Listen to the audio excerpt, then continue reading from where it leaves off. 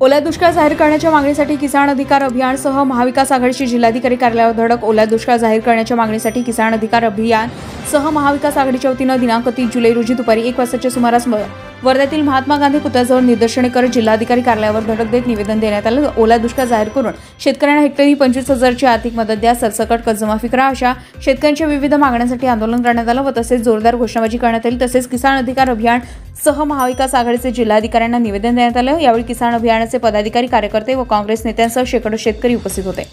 आज आम्ही काँग्रेस पक्ष, त्याचबरोबर शेतकरी अभियान, इंडिया आघाडी असं संयुक्तपणे आज आम्ही कलेक्टर साहेबांना निवेदन दिलं। त्यातले प्रमुख मुद्दे असे होते की गेल्या 2 आठवड्यापासून वर्धा जिल्ह्यामध्ये जो पावसाचा मारा होत आहे शेतकऱ्याच्या पिकावर, शेतकऱ्यावर आणि स्थानिक जनतेवर, त्यासाठी आम्ही सरसकट कर्जमाफी द्यावी, शेतकऱ्याच्या होणाऱ्या नुकसानीला हेक्टरी 50,000 रुपये देण्यात यावे। कारण की आता ह्या पाण्यामुळे पीक पिवळं पडणार आहे, शेत खरडून निघालेलं आहे आणि शेतीच्या मालावर रोगराई सुद्धा येणार आहे। त्याच्यामुळे सरसकट आम्हाला तुम्ही ओला दुष्काळ जाहीर केला पाहिजे अशी मागणी केली।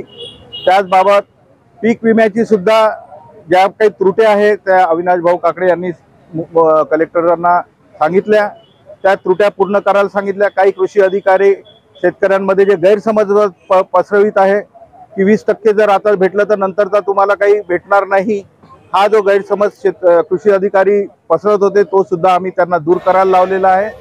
आणि ताबडतोब पंचनामे झाले पाहिजे शेतींचे, ताबडतोब शेतकऱ्यांच्या खात्यामध्ये पैसे जमा झाले पाहिजे, हमी भाव योग्य मिळाला पाहिजे। ह्या अशा सर्व मागण्यासह आज आम्ही कलेक्टर साहेबांना निवेदन दिलेलं आहे आणि निश्चितपणे जर शासनाने याची दखल घेतली नाही तर यापुढे आम्ही तीव्र आंदोलन करू असा आम्ही शासनाला इशारा दिलेला आहे।